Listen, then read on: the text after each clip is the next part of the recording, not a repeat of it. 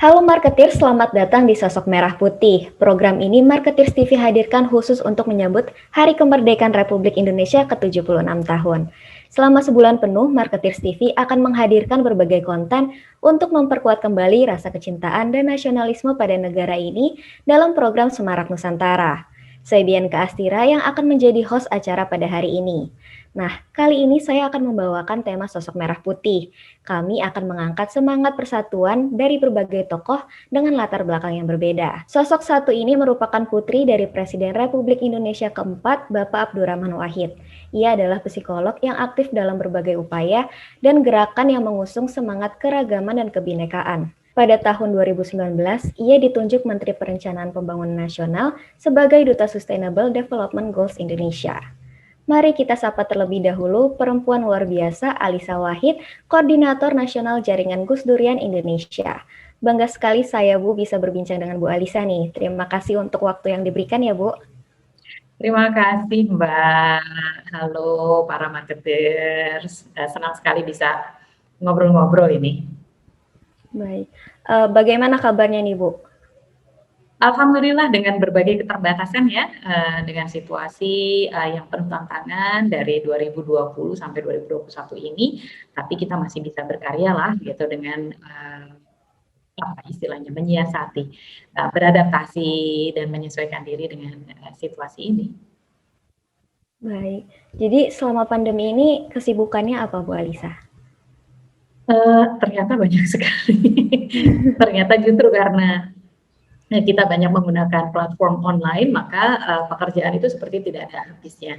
Tetapi sejak tahun 2020, dari mulai pandemi itu, saya bersama teman-teman Jaringan Gus Durian di Gerakan Gus Durian Peduli, ini fokus sekali untuk membangun solidaritas antar warga bangsa ya, dengan mengumpulkan donasi dan membagikannya kepada mereka yang membutuhkan. Lalu kita berikan kepada orang-orang yang terdampak pandemi secara ekonomi, jadi mereka-mereka yang mengandalkan penghasilan harian, misalnya begitu. Lalu kalau tahun ini, kalau sekarang ini yang sedang kita jalankan adalah untuk mensupport para isoman dan para nakes supaya mereka bisa lebih tangguh dan kemudian juga bisa menjalani prosesnya itu sampai sembuh dengan lebih baik begitu. Jadi teman-teman Gus Durian kami membuka posko itu di 67 kota Mbak dari tahun 2020. Jadi sekarang ini masih terus kita lanjutkan. Baik. Pada perkembangan teknologi digital yang sangat pesat seperti sekarang, informasi telah mengalir begitu deras ke generasi muda. Kemudahan ini bisa memperkuat pengetahuan mereka, namun di sisi lain tidak semua informasi membawa pengaruh positif bagi rasa kesatuan, kecintaan, dan kepedulian kepada negara ini. Untuk itu dibutuhkan sosok-sosok yang bisa memberikan arahan dan sekaligus panutan agar anak muda sekarang tetap memiliki semangat nasionalisme serta mendorong anak muda untuk semakin berkontribusi positif bagi lingkungan sekitar, bangsa maupun negara. Sebab itu, mari kita dengar pendapat dari Bu Alisa.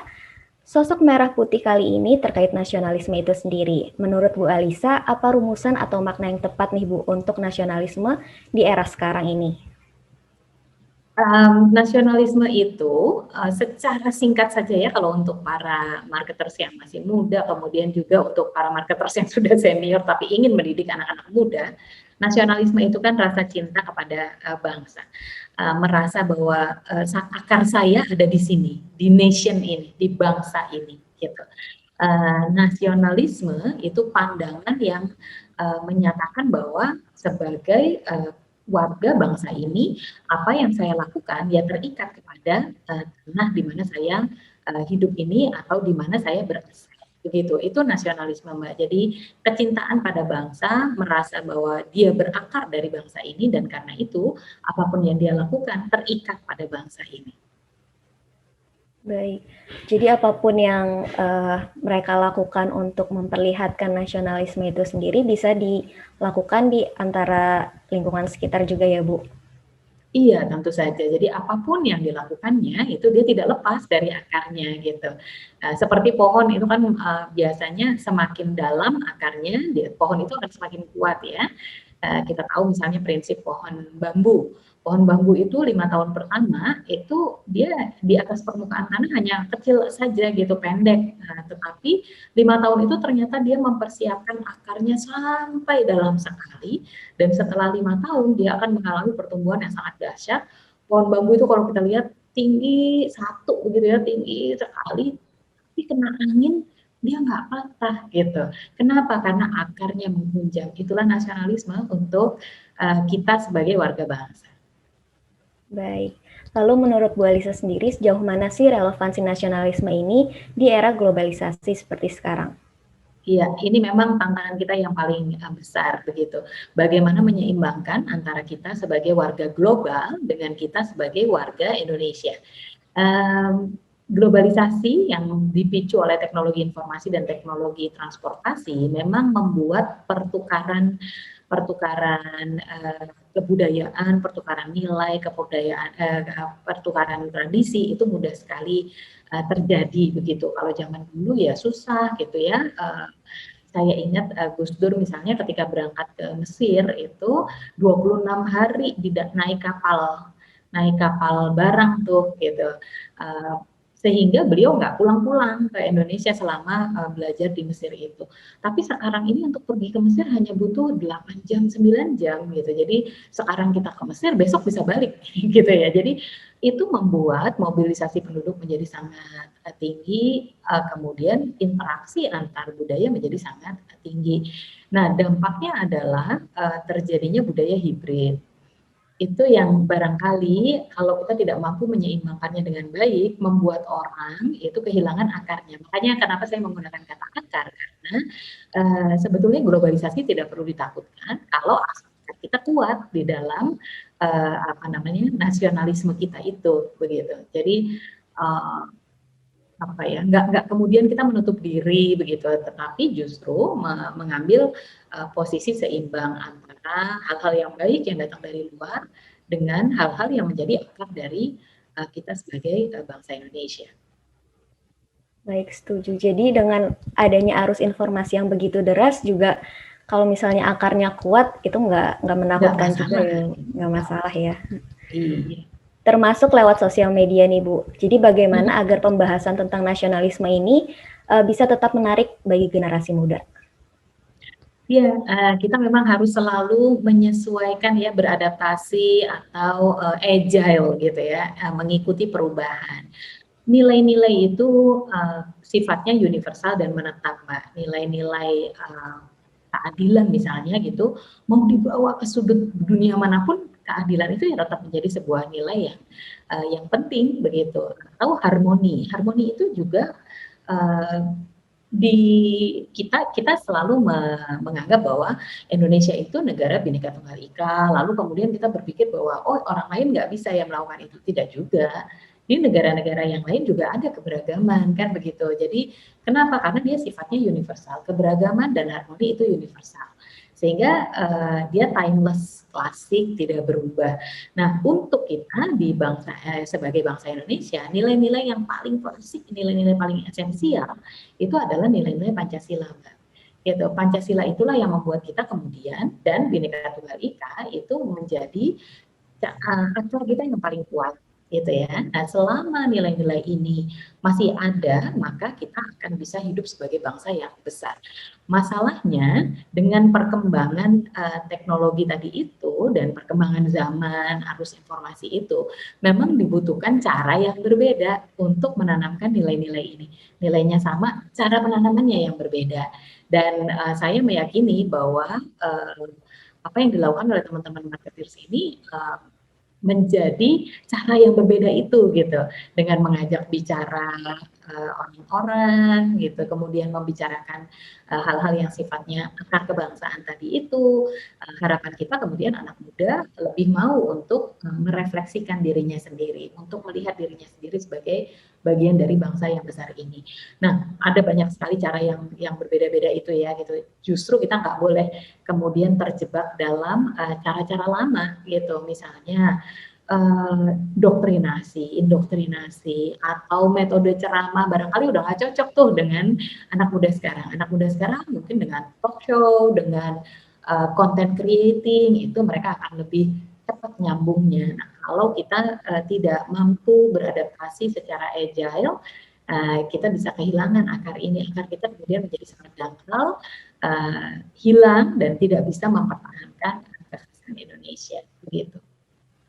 Baik, jadi melakukan pendekatan khusus ke generasi muda ya Bu? Iya, itu penting sekali karena itu memang menjadi concern kita ya.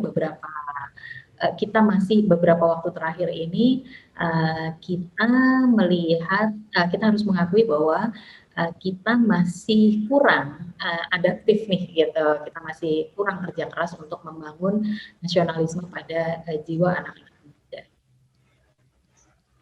Baik.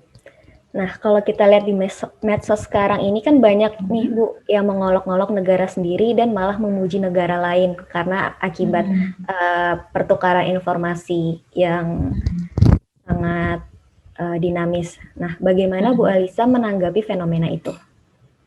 Sebetulnya perkara melihat rumput di halaman tetangga lebih hijau itu biasa ya, gitu ya. Itu natural gitu. Saya sebagai seorang psikolog, saya bisa mengatakan bahwa itu adalah sebuah proses yang sangat wajar. Setiap manusia itu indranya itu pasti akan mencari hal yang lebih baik, begitu. Sehingga ketika dia melihat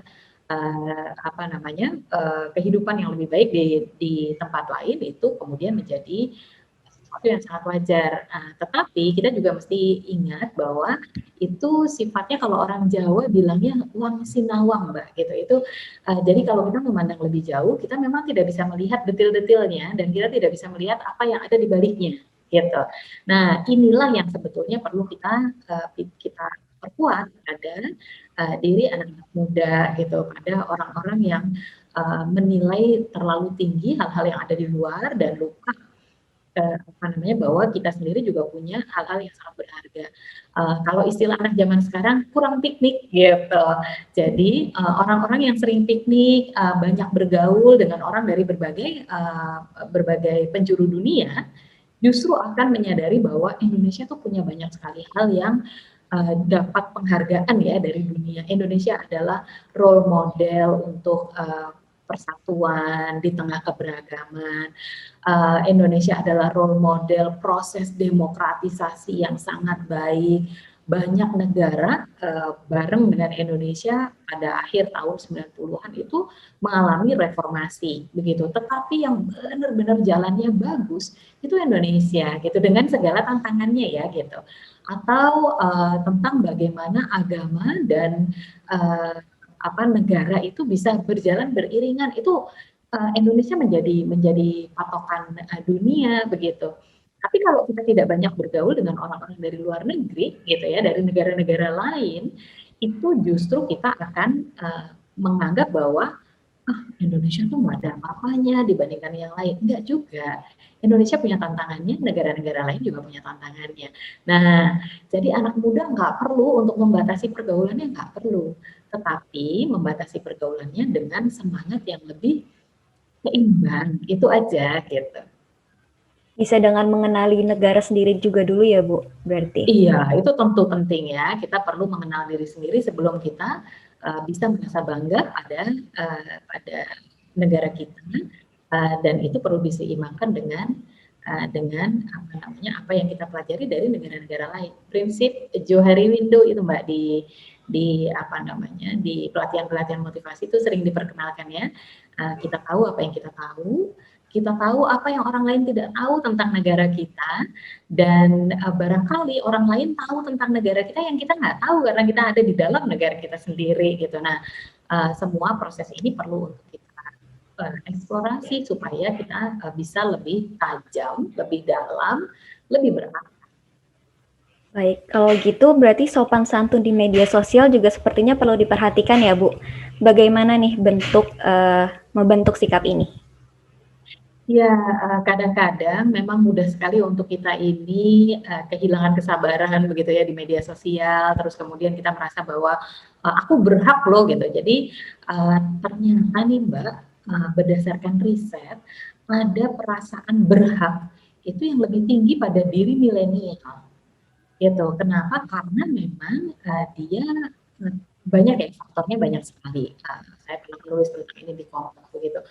Uh, Banyak hal yang membuat anak muda itu, terutama karena uh, apa pergaulan di media sosial itu kan memang ada di balik layar nih gitu, nggak langsung begitu ya, dan tidak utuh gitu. Kalau kita sama sahabat kan kita main ke rumahnya, kita tahu keluarganya seperti apa, kita tahu bagaimana dia menjalani kesehariannya. Tapi kalau pergaulan kita di media sosial, orang yang di depan kita ini mau mengaku apapun kita nggak tahu, kita mau mengaku apapun orang lain tidak tahu begitu, sehingga mudah sekali untuk mengeluarkan hal-hal negatif karena nggak aslinya kita gitu yang keluar. Nah ini justru berbahaya untuk kita. Nah itu menjadi diri sendiri di media sosial penting, bagi kita sendiri penting, bagi kita sebagai bagian dari warga bangsa Indonesia juga penting gitu, supaya kita memang mendapatkan pandangan itu secara komprehensif begitu, Mbak. Baik, Bu Alisa. Lalu Bu Alisa boleh dong jelaskan tentang jaringan Gus Durian sendiri itu apa dan apa saja kegiatan di dalamnya serta syarat bila ingin terlibat itu seperti apa? Jaringan Gus Durian dibentuk pada tahun 2011. Ceritanya begini, waktu Gus Dur wafat pada tanggal 30 Desember tahun 2009, itu banyak orang menangisi beliau ya, banyak orang yang merasa kehilangan begitu. Nah, sepanjang tahun 2010 banyak sekali kelompok-kelompok masyarakat di berbagai kota yang menyelenggarakan kegiatan-kegiatan diskusi dengan tema melanjutkan perjuangan Gus Dur. Lalu di situ saya banyak hadir begitu, dan adik-adik juga banyak hadir. Kami mendapatkan pertanyaan yang sama, terutama dari kelompok-kelompok mustadafin kalau biasa kami menyebutnya, atau kelompok yang dilemahkan oleh sistem gitu. Nah, terutama misalnya kelompok petani, kelompok-kelompok yang dimarginalkan, kelompok masyarakat adat, lalu juga kelompok-kelompok agama minoritas begitu. Mereka melontarkan pertanyaan yang sama.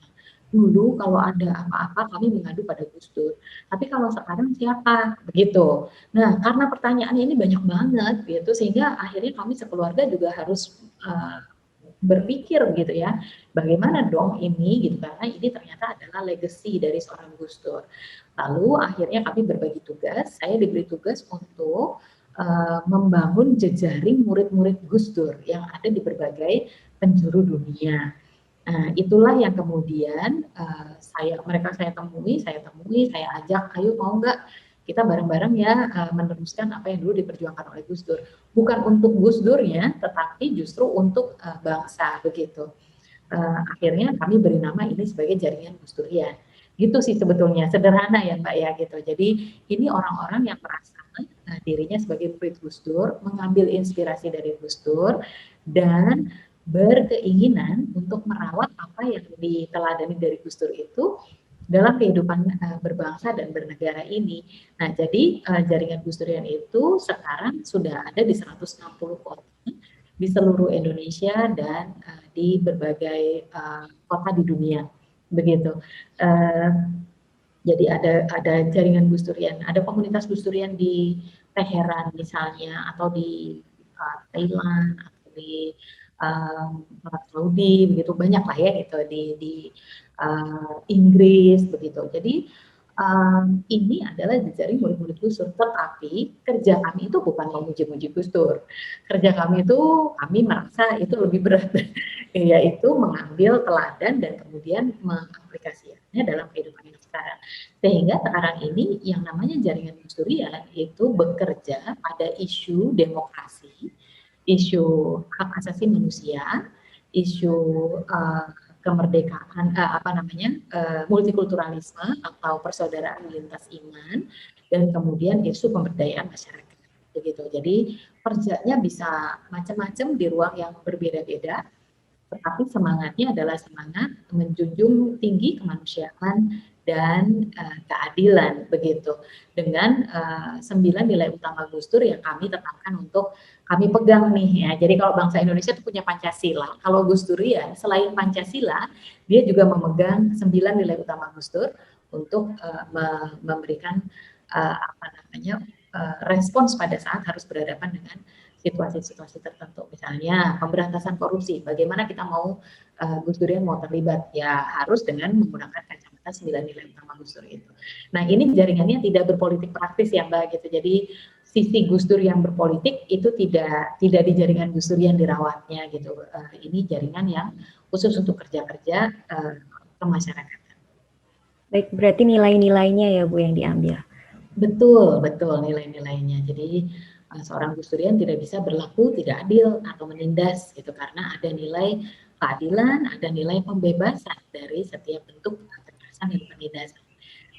Jaringan seorang Gus Durian dia pasti tidak menggunakan kekuasaan sebagai alat karena jaringan Gus Durian itu mengajarkan Gus Dur mengajarkan untuk kita ini berlandaskan pada nilai-nilai kearifan tradisi kita sebagai bangsa Indonesia. Nah, sosok-sosok yang mengusung keragaman demokratis dan disegani seperti Gus Dur ini sekarang udah susah ditemui. Padahal Indonesia sangat membutuhkannya. Bagaimana mengisi kekosongan ini, Bu Alisa? Tentu saja saat ini, jadi sebetulnya begini Mbak, kita kalau dibilang kosong itu mungkin di tingkat nasional ya gitu. Karena kalau kita pergi ke daerah-daerah kita akan menemukan local champion atau orang-orang yang hidup dengan nilai-nilai yang demokratis, nilai-nilai yang yang sangat luhur gitu ya. Dan itu sebetulnya nilai-nilai Pancasila gitu, nilai-nilai yang menghidupi bangsa Indonesia.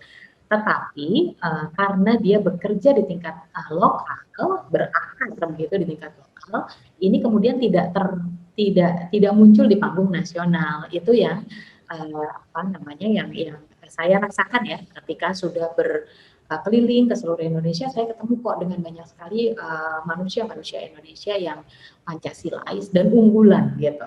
Nah, kepada mereka-mereka inilah kita berharap nilai-nilai Pancasila itu kemudian bisa ditransmisikan atau dilanjutkan kepada orang-orang yang ada di situ. Tapi kita punya PR yang lebih besar sih sebetulnya, yaitu bagaimana caranya agar penanaman nilai-nilai akar atau kearifan bangsa ini dilakukan secara sistematis dan kemudian juga menyentuh kepada semua warga Indonesia. Itu tantangan kita tuh. Betul sekali. Lalu Bu Alisa kan sekarang menjabat sebagai Direktur Gus Durian Network Indonesia. Menurut Bu Alisa, apa makna leadership? Kepemimpinan itu artinya adalah kepemimpinan kalau dicari kata kuncinya itu adalah pengaruh, Mbak. Kepemimpinan itu mempengaruhi orang lain untuk bersama-sama melakukan sesuatu. Nah, ada kata bersama-sama ya. Jadi saya ingin menegaskan bahwa kepemimpinan itu tidak sama dengan kekuasaan gitu.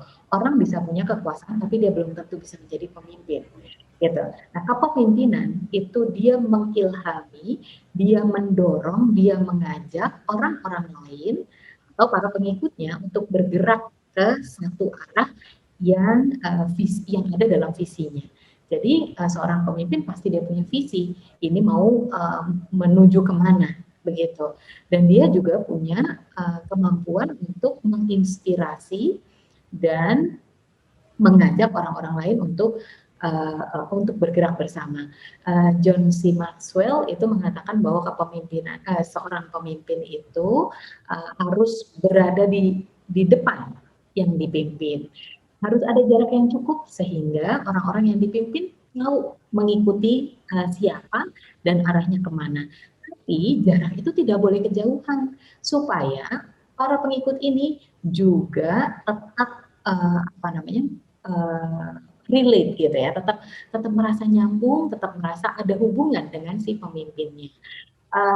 Atau kalau dalam bahasa Ki Hajar Dewantara kita belajar ing ngarso sung tulodo, ing madyo mangun karso, tuturi handayani. Di depan itu menjadi teladan, memberi keteladanan. Di samping memberi ing madyo mangun karso, membangun karsa atau membersamai begitu ya, membangun motivasi. Dan kemudian tuturi handayani dari belakang untuk mendorong begitu. Jadi seorang pemimpin itu ya dia lengkap utuh begitu. Dia punya visi, tapi dia juga punya kompetensi untuk bisa mengilhami para pengikutnya ini begitu. Baik, berarti ikut membantu para pengikutnya juga ya Bu? Betul, tidak bisa meninggalkan pengikutnya. Karena kalau yang seperti itu, Mbak, itu namanya tukang suruh, itu penguasa. Kalau penguasa, dia gini aja nih, gini ya. Nyuruh, tapi dia tidak membersamai orang-orang yang dipimpinnya, begitu. Dan penguasa tidak sama dengan pemimpin. Tetapi seorang pemimpin, dia justru membuat orang-orang itu mau bergerak bersama-sama dengan senang hati. Penguasa itu kalau dia tidak punya kepemimpinan, begitu dia udah kehilangan kekuasaannya, dia jadi nobody loh Mbak. Betul. Betul sekali Bu Alisa. Lalu kita mau balik lagi ke perkataan Bu Alisa yang tadi menyebutkan kalau di daerah masih ada banyak pejuang kebinekaan. Ya.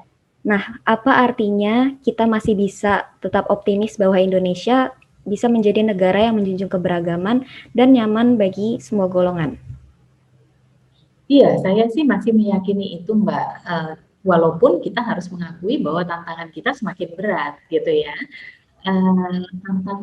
Tantangan yang muncul setiap penggal perjalanan bangsa pasti ada tantangannya yang berbeda-beda. Begitu. Tantangan kita sekarang globalisasi. Tantangan kita sekarang berkembangnya semangat eksklusivisme gitu ya. Jadi merasa bahwa sayalah yang paling berhak atas atas ruang ini begitu. Jadi saya biasanya kalau ini tuh munculnya dalam bentuk mayoritarianisme Mbak, mayoritas minoritas begitu. Nah, kalau kita mental setnya mayoritas minoritas, ini melekat pada kelompok manapun ya, pada kelompok agama manapun, kelompok suku manapun, itu bisa seperti itu. Tapi kalau kita menggunakan perspektif mayoritas minoritas, kita akan kehilangan nilai kebinekaan itu tadi gitu. Dan ini menjadi tantangan kita sekarang. Munculnya sikap-sikap, misalnya contohnya begini.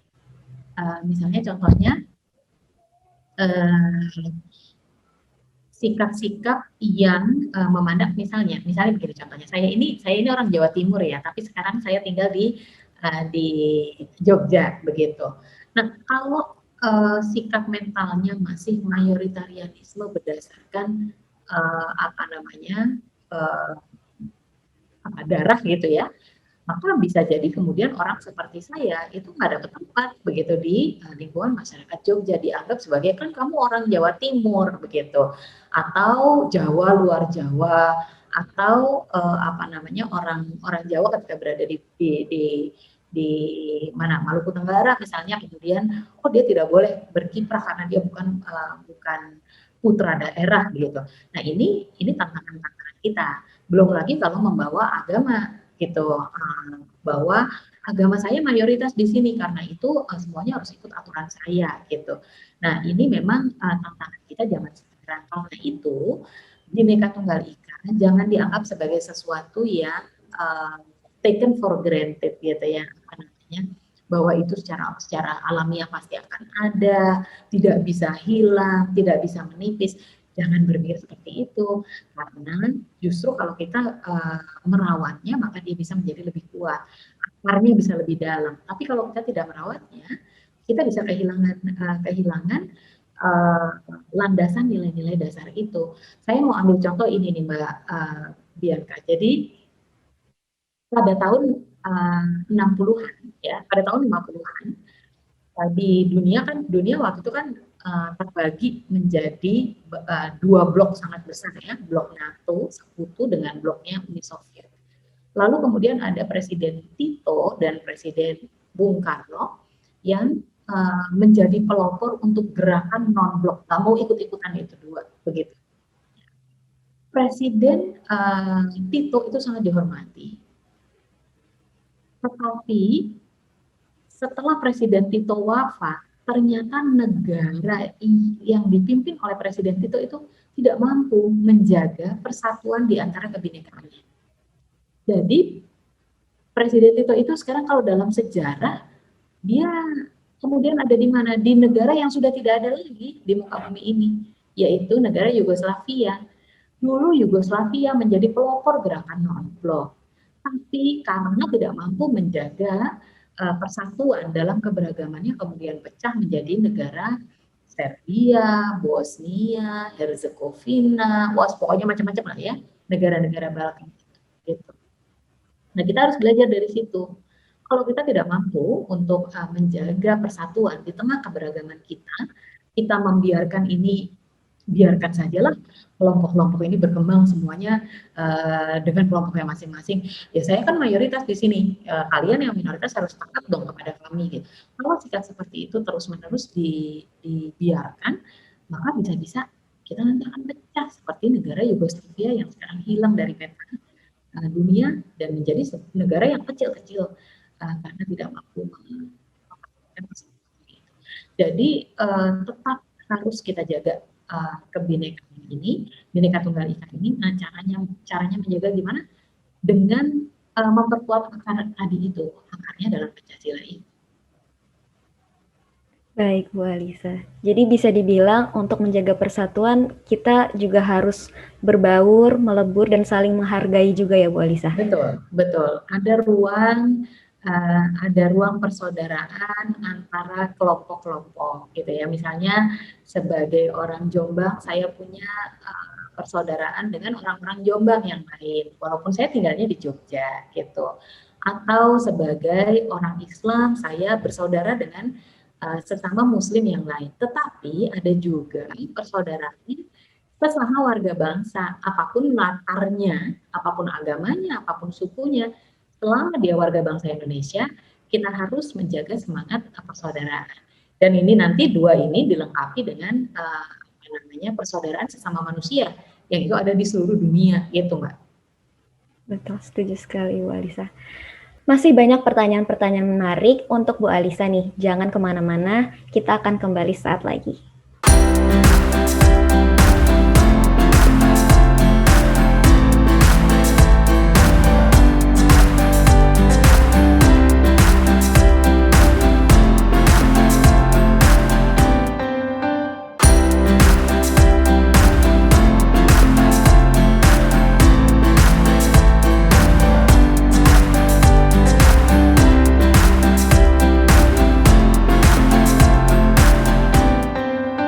Halo Marketeers, kembali lagi dalam perbincangan dengan Bu Alisa dalam acara Sosok Merah Putih. Tadi kita sudah membahas tentang globalisasi dan nasionalisme. Nah, sekarang kita akan gali bagaimana peran pendidikan dan keluarga dalam membangun nasionalisme itu sendiri.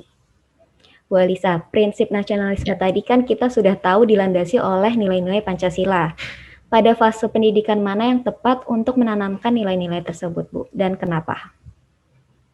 Dari 1000 hari pertama kehidupan. Aduh. Jadi 1000 hari pertama kehidupan itu bukan hanya soal stunting, tapi juga soal nilai-nilai. Kita kan belajar ya bahwa kalau di psikologi itu kita selalu diingatkan bahwa pada saat seorang janin itu sudah mulai ada di dalam perut ibunya, dia juga ikut bereaksi terhadap lingkungan dan apa yang terjadi, begitu ya. Jadi kalau misalkan ibunya rajin mengaji, maka anaknya ini akan, janinnya ini akan terbiasa dengan lantunan ayat-ayat suci, misalnya begitu, atau mendengarkan Beethoven gitu, akan membuat anak janin itu jadi lebih tenang. Jadi kalau misalnya seorang perempuan itu hamil, tapi kemudian dia tetap bersemangat untuk belajar, untuk bekerja, maka dengan sendirinya anak yang dikandungnya juga akan menjalani itu.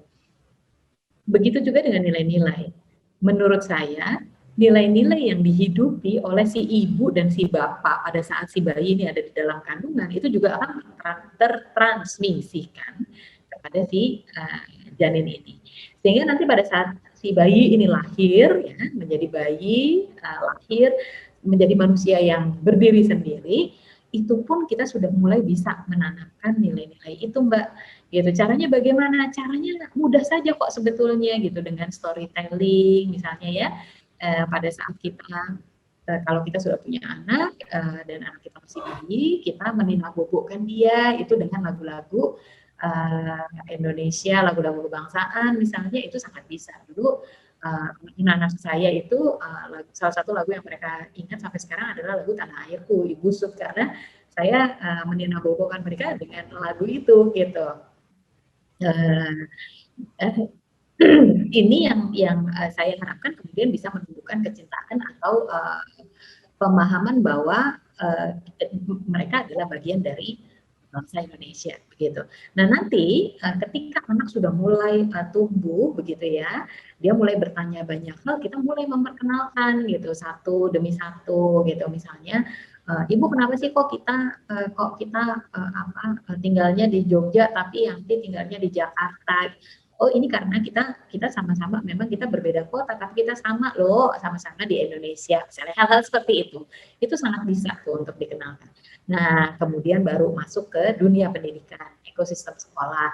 Itu juga tentu lebih leluasa lagi menanamkan, Mbak, karena lebih tersistematisir ya proses penanamannya. Misalnya saya ini mengelola pendidikan anak usia dini di Jogja dan kami menggunakan Pancasila sebagai nilai-nilai yang kami tanamkan. Jadi setiap guru itu kita train, kita latih untuk bagaimana menanamkan nilai-nilai Pancasila bahkan dalam keseharian. Anak TK, anak PAUD gitu ya Mbak, pendidikan anak usia dini itu apa sih kerjaannya? Kan ya cuma main, ya kan? Ya gambar, nyanyi, main, bikin ini itu gitu, itu melukis, membuat-buat apa, bermain kejar-kejaran, itu aja gitu.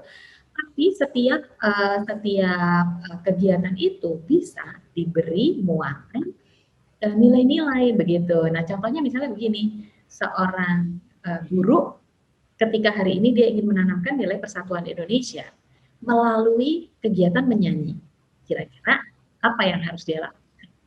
Nah, dia bisa memilih nih lagunya lagu-lagu rakyat gitu atau lagu-lagu daerah begitu ya. Dia akan memperkenalkan Indonesia dari sana. Minggu depan sama nih kegiatannya sama, nyanyi juga gitu, tapi yang ingin ditanamkan nilai Pancasila nilai keempat, yaitu musyawarah. Apa yang harus dilakukan? Gampang kan? Dia tinggal si guru tinggal membagi anak-anak di dalam kelasnya dan menjadi beberapa kelompok, lalu meminta mereka untuk mendiskusikan mau nyanyi lagu apa, nanti gayanya bagaimana. Nah dengan demikian nilai musyawarah itu kemudian juga bisa dilatihkan dan dikaitkan dengan nilai-nilai Pancasila itu sendiri. Jadi bukan hanya ngapalin gitu, justru salah kalau hanya menghafalkan. Yang lebih penting adalah mengaplikasikannya, menjadikan nilai-nilai itu menjadi nilai-nilai keseharian. Nah, tindakan keseharian. Itu sih Mbak, dan itu prosesnya terus ya dalam kehidupan masyarakat, dalam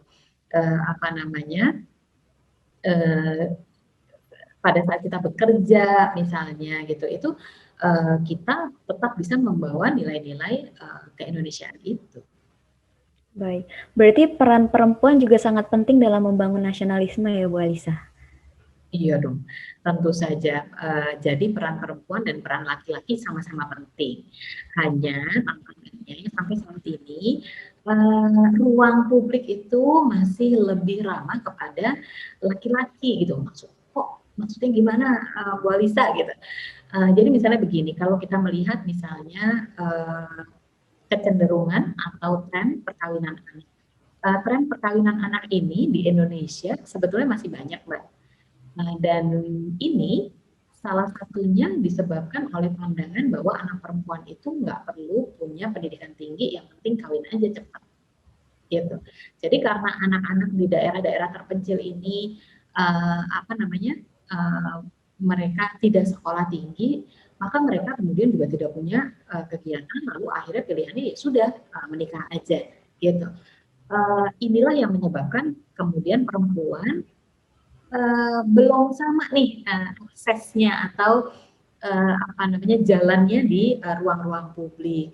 Nah sekarang dengan akselerasi, dengan afirmasi kita mengharapkan peran perempuan dan peran laki-laki itu kemudian menjadi lebih. Baik. Lalu yang kita tahu pada tahun 2030 Indonesia akan mengalami bonus demografi, di mana penduduk yang masuk ke dalam usia produktif jumlahnya akan lebih banyak dibandingkan dengan penduduk yang usianya tidak produktif. Lalu bagaimana bangsa ini harus mempersiapkan diri bila dikaitkan dengan semangat nasionalisme itu sendiri, Bu? Iya, ini pertanyaan penting sekali Mbak, karena 2028 sampai 2032 nih, puncak bonus demografi, itu baru potensi loh, belum real gitu. Kalau kita tidak mampu mempersiapkan manusia-manusia Indonesianya, jadi yang sekarang ini masih apa namanya umurnya masih anak-anak dan remaja, maka nanti pada masa-masa puncak bonus demografi itu 2028 sampai 2032 kita akan punya banyak sekali orang pada usia produktif tapi tidak produktif. Gawat banget gitu ya, gawat banget. Itu akan menjadi beban dan bisa menjadi bencana demografi, bukan menjadi bonus demografi. Nah, karena itu kita perlu mempersiapkannya dengan baik gitu. Nah, saya sekarang ini sedang terlibat bersama Gerakan Nasional Revolusi Mental. Jadi saya adalah anggota dari tim ahli gugus tugas nasional Gerakan Nasional Revolusi Mental. Kita ingin memperbaiki apa namanya gerakan nasional ini, gitu ya. Ini begini, Mbak. Jadi untuk mempersiapkan bonus demografi ini kita membutuhkan manusia Indonesia yang unggulan. Sehingga nanti dia benar-benar bisa menjadi kekuatan kekuatan untuk boosting ekonomi kita karena jumlah usia produktifnya sangat tinggi itu gitu ya.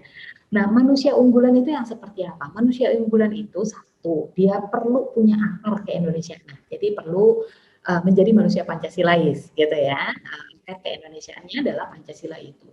Lalu yang kedua, dia perlu punya nilai-nilai tertentu. Apa? Nah, itulah yang kemudian dimasukkan di dalam Gerakan Nasional Revolusi Mental sekarang. Gitu, yaitu nilai integritas, etos kerja, dan semangat gotong royong. Kalau kita bisa nih Mbak, membekali anak-anak kita sekarang ini, jadi mereka-mereka yang sekarang masih anak-anak dan masih remaja, dengan nilai integritas, maka dia akan menjadi orang yang matang. Kalau kita bisa membekali remaja-remaja kita dengan nilai etos kerja, maka dia akan menjadi orang yang sangat produktif dan tidak menunggu. Dia akan proaktif, dia akan menciptakan ruang-ruang kreasi, inovasi, sehingga kemudian bisa menjadi booster ekonomi, begitu. Dan jadi inisiatif-inisiatif yang banyak, kemudian inovasi, kemudian menjadi sebuah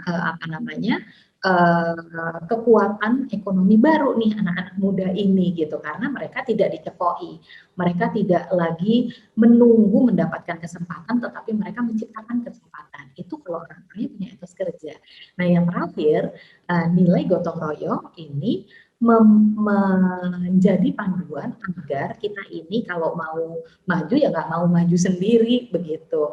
Kita kemudian punya ikatan terhadap masyarakat kita sehingga berdasarkan kita punya etos kerja lalu produktivitas kita ini tetap kemudian harus diukur dengan apakah produktivitas kita ini juga membawa manfaat kepada orang banyak, bukan hanya membawa manfaat untuk saya sendiri begitu. Nah, 3 nilai inilah yang sekarang sedang kita perkuat Mbak melalui berbagai cara nih gitu. Ini masih tahap tahap awal gitu karena proses ini juga proses yang sedang jadi di akhir fase pengembangan gitu dan mulai masuk ke fase implementasi gitu. Kita sudah meminta di tahun 2021 ini ada 55 perguruan tinggi yang sudah bersepakat untuk memperkuat semangat etos kerja tadi itu, semangat gotong royong, etos kerja dan integritas melalui program-program berbasis kampus, kemudian organisasi-organisasi masyarakat seperti NU, Muhammadiyah, kita juga sudah mulai berbicara, penyelenggara negara juga kita udah mulai ngomong, ayo dong kita kuatkan integritas warga bangsa, etos kerja warga bangsa, terutama etos kerja kalau kita bicara tentang bonus demografi, ya. Tapi etos kerja yang tinggi nggak punya integritas ya jadinya korupsi. Kalau korupsi susah sekali itu nanti kita akan mencapai bonus demografi nih kalau selama korupsi masih sangat kuat begitu karena orang menjadi apatis gitu. Nah, itu Mbak hal-hal yang perlu kita lakukan untuk mempersiapkan diri agar kita benar-benar bisa mewujudkan bonus demografi. Baik, jadi bisa dibilang dimulai dulu dari merubah pola pikir dan pola hidup juga ya Bu Alisa? Iya, betul. Cara pikir, cara kerja, dan cara hidup itu inti dari Gerakan Nasional Revolusi Mental kan sebetulnya itu Mbak. Gitu. Hanya dulu-dulu mungkin kurang kurang jelas gitu apa sih yang disebut revolusi mental.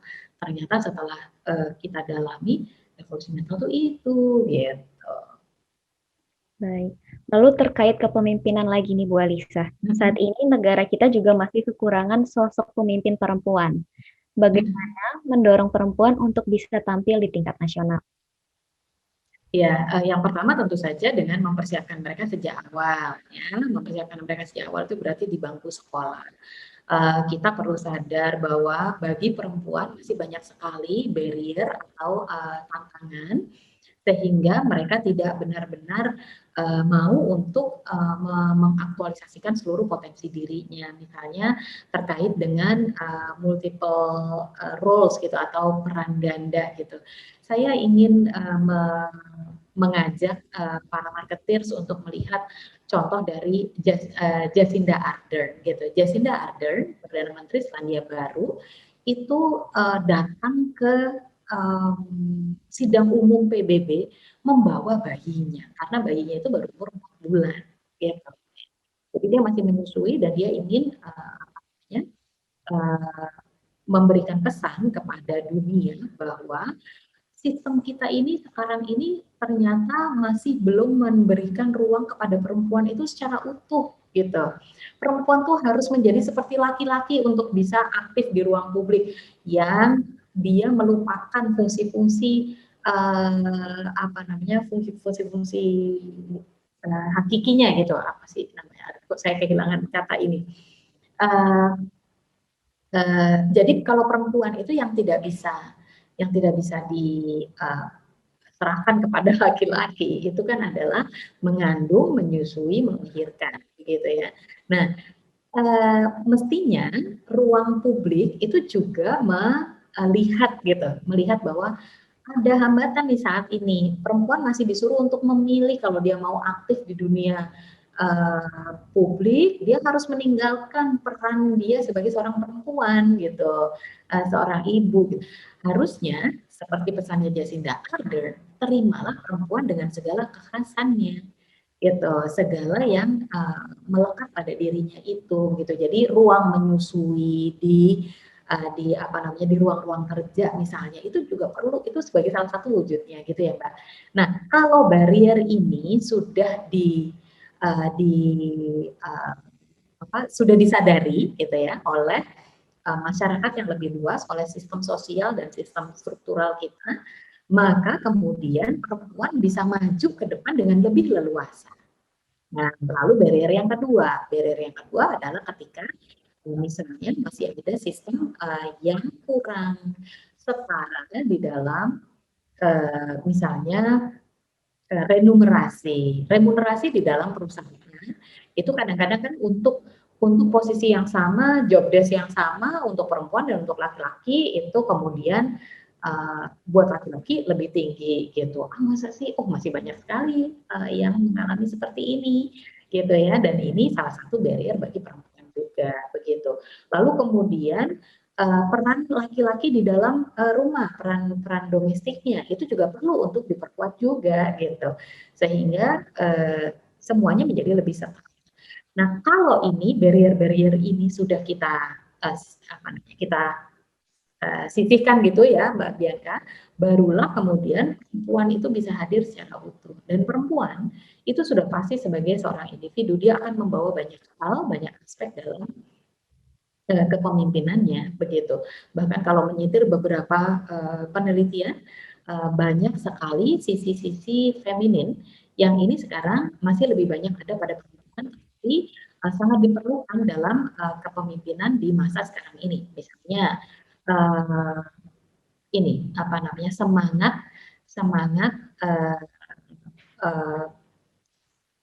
makmur bersama gitu, gotong royong atau makmur bersama itu nilai yang sebetulnya feminin tuh Mbak. Sementara kalau yang maskulinnya itu adalah kompetisi gitu. Nah, di masa sekarang ini kolaborasi itu menjadi lebih penting daripada kompetisi. Karena itu seorang pemimpin sekarang dia harus jago gitu, harus pintar untuk membangun kultur kolaborasi di dalam timnya, bukan hanya kompetisi. Karena kalau kompetisi nanti pukul-pukulan nih gitu ya, secara mental itu akan pukul-pukulan gitu. Nah ini sekarang lebih banyak ada pada perempuan karena nilai ini nilai feminin gitu. Udahlah nggak usah kaya-kaya banget tapi sendirian, lebih baik nggak usah terlalu kaya tapi rame-rame gitu, apa namanya, sejahtera gitu. Banyak teori Mbak yang membahas tentang ini, teori Hofstede segala macam ya. Tetapi dalam prakteknya kita masih punya banyak tantangan. Kalau gitu pesan apa nih yang Bu Alisa bisa sampaikan ke generasi muda Indonesia, Bu? Generasi Sebagai muda penutup. Indonesia, iya. Generasi muda Indonesia perlu untuk memperkuat dirinya sendiri. Cara memperkuatnya bagaimana? Cara memperkuat tantangan generasi muda Indonesia adalah tadi menjaga keseimbangan antara kita sebagai warga bangsa Indonesia dengan kita sebagai warga dunia. Cara kita menaklukkan tantangan itu adalah dengan memperkuat diri kita sendiri, memperkuat kesadaran kita. Siapa sih kita? Apa sih akar kita? Bagaimana kita akan memandang masa depan dengan tanpa kehilangan akar. Bagaimana kita menjadi bagian dari warga dunia tanpa kehilangan keindonesiaan kita. Nah itu adalah tantangan anak muda zaman sekarang. Karena itu anak muda zaman sekarang perlu untuk menjadi manusia yang selalu belajar, lifelong learner. Mau untuk terus belajar, mau untuk membuka diri, mau untuk kalau kata guru saya, open mind, open heart, open will. Membuka pikiran, membuka hati, dan membuka tekad untuk membuka cakrawala kehidupan kita. Kalau kita mampu membekali diri kita, memperkuat diri kita, maka kita akan bisa menaklukkan dunia. Dan cara kita menaklukkan dunia adalah dengan memakmurkan bangsa kita. Jadi ayo terus berjuang, ayo terus belajar, terus memaksimalkan potensi diri, terutama untuk para perempuan muda nih. Dunia sekarang terbuka lebar untuk kita, hanya kita harus bertumpu pada diri kita sendiri, menjadi orang yang tangguh, menjadi orang yang mau terus belajar, dengan tetap berakar pada keindonesiaan kita, sehingga apapun badai yang datang, kita tetap bisa berdiri tegak di atas bumi Indonesia. Siap kalau gitu Bu Alisa. Semoga para marketeers bisa mendengar harapan dari Bu Alisa ini ya Bu. Amin. Amin. Luar biasa sekali narasumber kita hari ini dalam memberikan pendapat dan meneguhkan semangat. Marketeers, demikian perbincangan kita hari ini. Terima kasih sekali untuk Bu Alisa yang sudah meluangkan waktu dan memberikan insight serta inspirasi bagi kita semua. Semoga anak muda Indonesia tetap semangat membangun dan terus mencintai negara ini. Saya Bianca Astira dan tim yang bertugas undur diri. Stay safe, stay healthy Indonesia, merdeka.